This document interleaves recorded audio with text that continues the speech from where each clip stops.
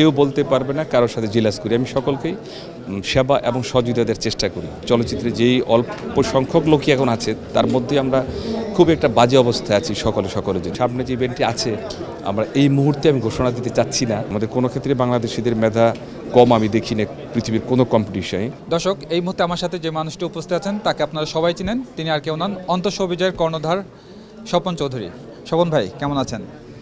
অনেক ভালো, কারণ আমাদের এই বিনোদন কর্মকাণ্ডের যে পরিস্থিতি দরকার, যে সময় দরকার, আমার মনে হয় যে একের পর এক আমরা ভালো দিকে যাচ্ছি, সেজন্য ভালোই লাগছে।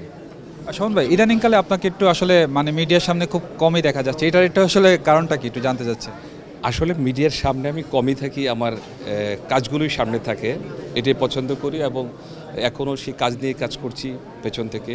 এই সামনে বড় একটি ঘোষণা আসবে, বড় কিছু কাজ পরিকল্পনা করছি, তো তাই একটু সামনে কম দেখা যাচ্ছে। আপনার অপারেশন জ্যাকপট নিয়ে তো অনেক দিন যাবৎ আলোচনা চলছিল, আসলে ওটার আসলে কতটুকু অগ্রগতি? ওইটা অপারেশন জ্যাকপট আমরা জুন মাসে শেষ করে দিয়েছি সময় মতো। এখন কিছু অবজারভেশন, কিছু কালার কারেকশন, টুকটাক কিছু তো প্যাচওয়ার্ক বলে কি ফিল্মি ভাষায়, সেই কাজগুলো চলছে এবং আরেকটু দেশের অবস্থা স্থিতিশীল হলে আমরা রিলিজের দিকে যাব। সামনে আসলে তারকাদের নিয়ে আর কোনো চিন্তাভাবনা আছে কিনা, বলিউড স্টার বা দেশের বাইরে থেকে তারকাদের বিষয়ে? বা এই জগৎটা তো আমি তৈরি করেছি, সো যারা করছে আরও ভালো করবে, এটা আমার জন্য গর্বের। কারণ যত বড় ইন্ডাস্ট্রিটি হবে এটি মনে হবে যেন আমারই এর পেছনে কৃতিত্ব আছে, আমার ভালো লাগা আছে।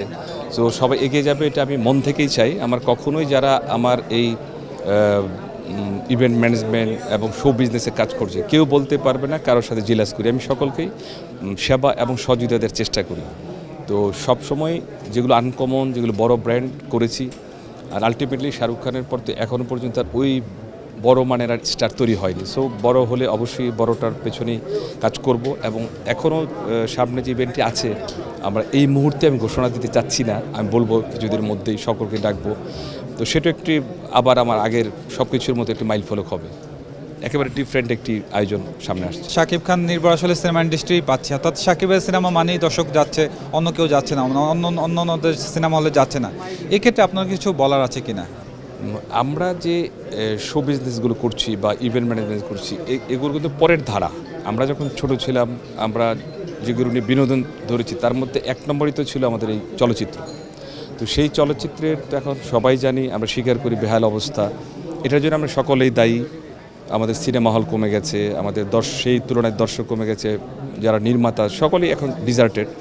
সো এর মধ্যে একটি জরুরি বিষয় আমি মনে করি, আমরা যারা চলচ্চিত্র সাংবাদিক আছেন সেই ভাইদের প্রতি আমার অনুরোধ থাকবে, এই ছোট প্রায় শেষের দিকে বিলুপ্তির পথে সেই চলচ্চিত্র অঙ্গনটিকে আবার দাঁড় করবার জন্য এই সাংবাদিক ভাইদেরকে আবার দাঁড়াতে হবে। আমার ধারণা ওনারা আরেকটু যদি আমাদের পাশে থাকে, যারা চলচ্চিত্রে বেশি বেশি কাজ করছেন তাদেরকে ইন্সপায়ার করা এবং তাদেরকে একত্রিত করার সুযোগ দেওয়া।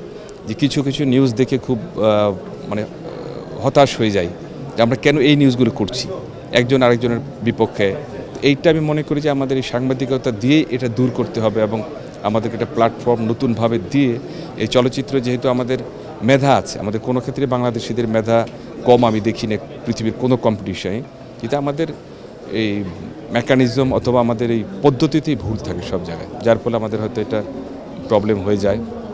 তাই মনে করি সাংবাদিক ভাইরা যদি আবার এগিয়ে আসে, তো আমাদের ভুল ত্রুটি যেখানে আছে, যেখানে গ্যাপ আছে সেটাকে তুলে ধরা, সরকারের কী সাহায্য সহযোগিতা লাগবে সব কিছু পজিটিভলি যদি উপস্থাপন করে, আমার মনে হয় যে আমরা এই চলচ্চিত্রকে আবার সেই আগের সেই জায়গায় দেখতে পারবো। কারণ যেহেতু আমাদের দর্শক শ্রোতা এখনও দেখে, আমাদের ভালো চলচ্চিত্র হলে তো হুমড়ি খেয়ে পড়ে, তো সেই জায়গাটাকে আবার তৈরি করতে হলে হল তৈরি করতে হবে, আমাদের এই ভালোবাসা তৈরি করতে হবে এবং আমাদের সম্মানবোধটা, চলচ্চিত্রের সকলের প্রতি সকলের সম্মানবোধটা খুব জরুরি এই সিচুয়েশানে।